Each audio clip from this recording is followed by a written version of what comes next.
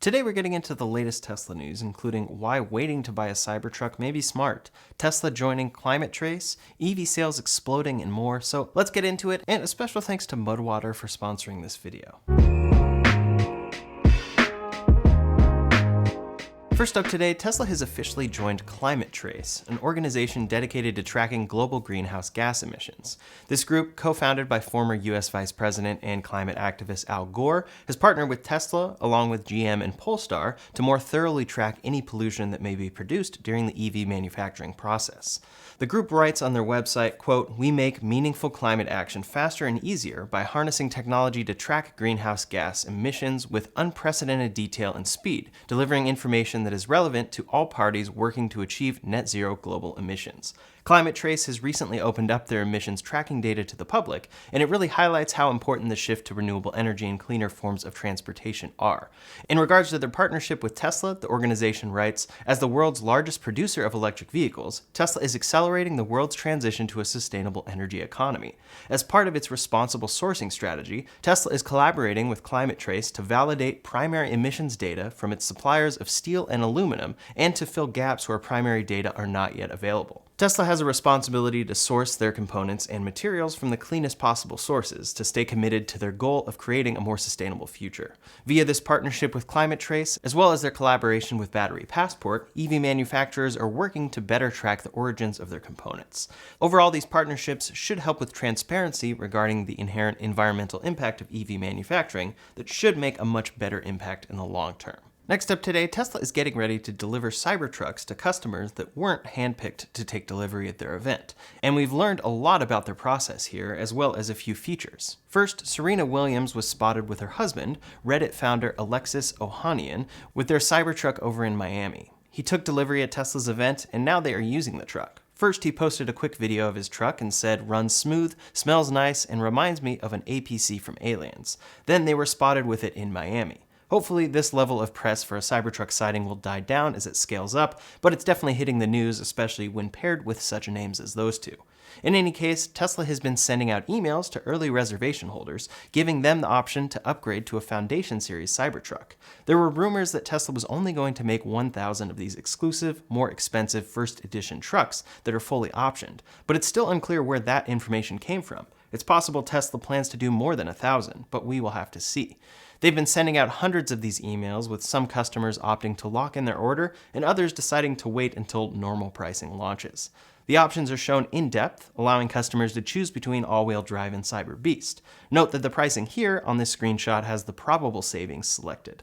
One number to notice is the reduced range at 318 miles for all-wheel drive. That 340-mile range actually won't come until 2024 with the purchase of all-season tires. The all-wheel drive here will cost $99,990. For the tri-motor Cyber Beast, it's a similar situation. It will have a 301-mile estimated range with the included all-terrain tires and get that full 320-mile range with all-season tires come 2024, and this one will cost $119,990.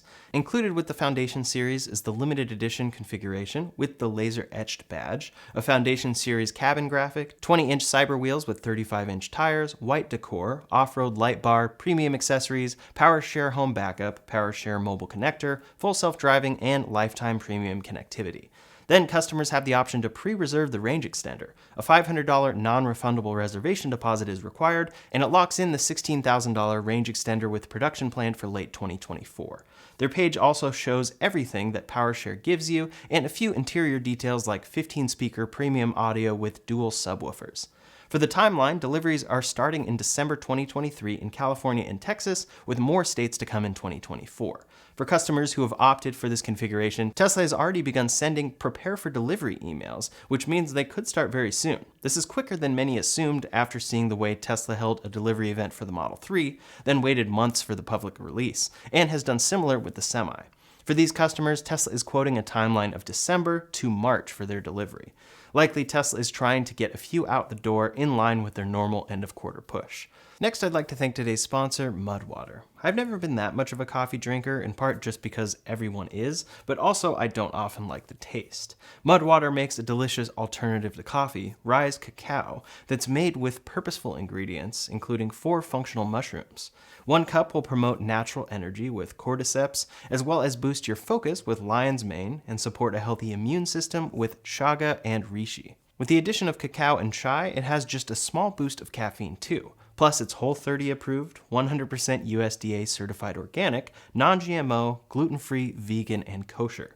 After trying Mudwater, I have a perfect alternative that tastes a lot better and gives me all-day energy without the crash or jitters that come with drinking coffee. It tastes like a mix of cacao and chai and makes me feel energized without feeling unsustainably wired. I make it many different ways, by itself in water, with honey, with oat milk, in a smoothie, and I've had it hot and iced. Both ways are delicious. Every order also comes with a free frother that works great for getting a rich, creamy texture. To try Mudwater for yourself, click the link in the description below and get $20 off of your subscription, plus a free frother and samples of their delicious coconut cream and sweetener. The big thing along with this, though, is that Tesla's resale clause for the Cybertruck is back. This came out a few weeks ago, and after some backlash, Tesla removed it. Now, though, it has fully returned for Foundation Series customers. In the order agreement, it specifies that for Cybertruck only, you understand and acknowledge that the Cybertruck will first be released in limited quantity. You agree that you will not sell or otherwise attempt to sell the vehicle within the first year following your vehicle's delivery date. There are exceptions, and you can sell back to Tesla, and Tesla needs to be notified in writing. But if you try to sell anyway, they are able to sue you for $50,000 or for the profit from the sale, whichever is higher. Essentially, this means that, at least for all Cybertrucks Tesla is selling right now, the only way to get one is if you pre-ordered early enough 4 years ago. They appear to be fully honoring these orders in order, starting in California and Texas and expanding in the new year. Most Foundation Series customers have noted that they ordered during or shortly after the event. So even for those willing to pay for a Cybertruck resale markup, there truly will be no way to get one, at least for a year, unless you pre-ordered right away. By the time they're available at resale, Tesla could be scaled up quite a bit further. For some, this clause makes Tesla look bad, but Kelley Blue Book points out that resale restrictions are not uncommon with low-volume, high-publicity vehicles. Supercar builders like Ferrari have tried many techniques to block resale. Ferrari even sells limited edition cars only to a small list of approved buyers. But even automakers with slightly more down-to-earth prices have tried to stop the practice. GM did similar last year as well. Quote, the move is typically used to stop car scalpers from buying rare new cars and instantly reselling them for much higher prices. That can give automakers a black eye in public as buyers see the cars sold for massive markups and blame the company that built the vehicle even if it had nothing to do with the sale. In practice, this will help Tesla ensure that the Cybertruck's price only gets so high, at Foundation Series pricing, for at least a year. By then, they should be scaled much further on this truck, but another thing that helps with price is the federal EV tax credit. The federal EV tax credit gives customers $7,500 off if they meet certain requirements, and in 2024, it is changing to a point of sale credit. As of December 7th, the IRS has qualified both Cybertruck trims, all-wheel drive and tri-motor, for the full credit. With that said, while they fully qualify, they do have to have an MSRP under $80,000, so no Foundation Series Cybertruck will actually qualify here. Come 2024, though, the all-wheel drive trim will, and then come 2025, or whenever we see rear-wheel drive come to be, it will also qualify. Assuming Tesla keeps the pricing we've seen so far, that will put the all-wheel drive Cybertruck at $72,490 for qualifying US customers. For rear-wheel drive, it's even better, down to $53,490. What I find quite interesting here, though, is the fact that Tesla submitted only 2 trims. They purposely left rear-wheel drive out of their IRS submission since they don't plan to produce that vehicle in 2024. But why then did they include the Cyber Beast if it's clearly $20,000 above that MSRP cap? This could be our first hint at what many are trying to remind excited Cybertruck buyers of. Waiting to buy a brand new Tesla is usually the smartest move. It's not the most fun, but there are a few reasons why this is the case. First is production quality. The Cybertruck is brand new and brings a lot of innovation from Tesla, whether it be with a 48-volt low-voltage architecture, an 800-volt high-voltage architecture, steer-by-wire, or new manufacturing processes for the stainless steel exoskeleton. There are kinks to be worked through, and when Tesla launches a new vehicle, those kinks often get delivered to customers. We clearly saw this with the Model 3, and then most recently saw this with the Model Y in 2020. I experienced a lot of issues with mine that I purchased within the first 2 weeks of it at launch. In fact, I had trouble getting certain issues fixed because the car was so new and parts weren't available. So I had the newest Tesla right at launch, but kept having to take it into service, and the Model Y is basically entirely conventional when you compare it to the Cybertruck. Many think this is a reason initial Cybertruck deliveries are only happening in California and Texas: service. If you look at it today, things are far better with the Model 3 and Y, and the same could also happen with the Cybertruck. Next is price. It's well known that the Cybertruck is far more expensive than Tesla originally announced. It has been 4 years, so you can't forget about inflation, but the Cybertruck is still more expensive than it should be, if only adjusting for inflation. Some of this is because it's expensive to make, but also Tesla can charge more when they launch a new vehicle. People are excited, and we're seeing plenty of customers sign up for a Foundation Series Cybertruck. I would even be tempted if I got the email, especially for this channel, but every single Tesla launches and then comes down in price with time. In March of 2020, when they first released the Model Y, it was $52,990. Adjusted for inflation, that's roughly $63,000 today.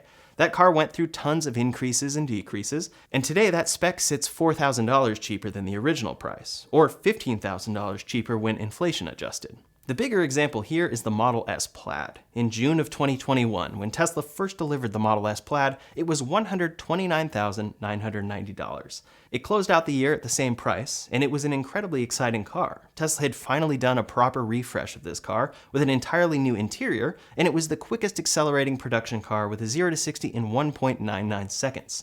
People wanted it, and I bought one in October of that year. Today, the Model S Plaid starts at $89,990 new from Tesla.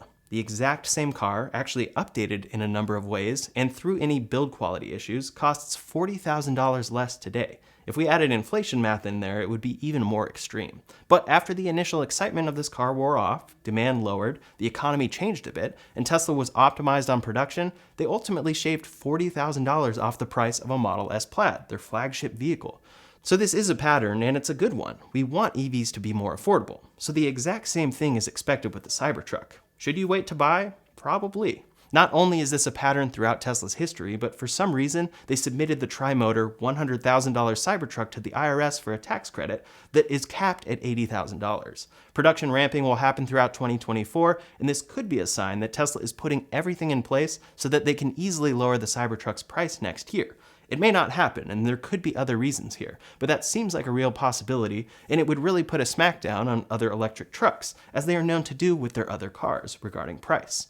On top of this, interest rates are particularly high for vehicles right now, so it very well could create this situation. An excited customer buys a $120,000 Cyberbeast in the next couple months, finances it at 6.69%, finds that it has less than stellar build, maybe it has some issues, and then around the time the resale clause expires, Tesla drops Cybertruck pricing.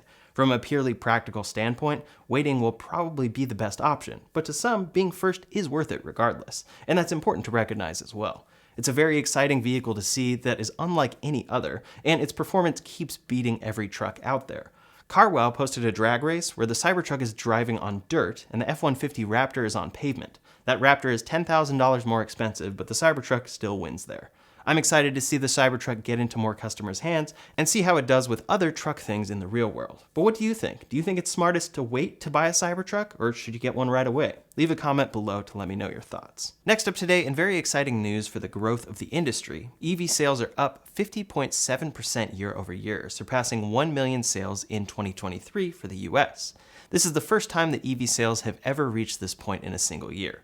This data comes from the National Automotive Dealers Association, who report that in the first 11 months of the year, 1,007,984 EVs have been sold in the US alone. Worldwide, EV sales are approaching nearly 15 million so far, with China being the largest market by far.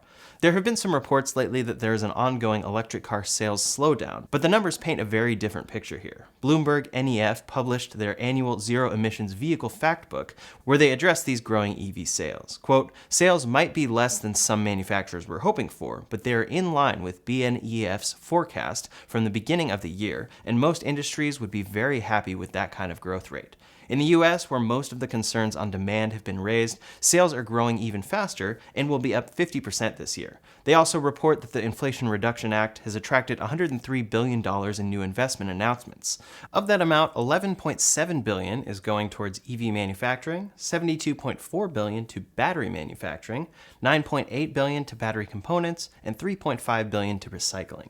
The first factories as a result of these investments should be opening in the tail end of 2024 and into 2025. Albert Gore of the Zero Emissions Transportation Association said to Electrek that, quote, "This is by far the best year for EV sales in our nation's history. The future is very promising for EV sales in the US and around the globe, and as more affordable options enter the market alongside the existing Tesla fleet, that number is sure to grow."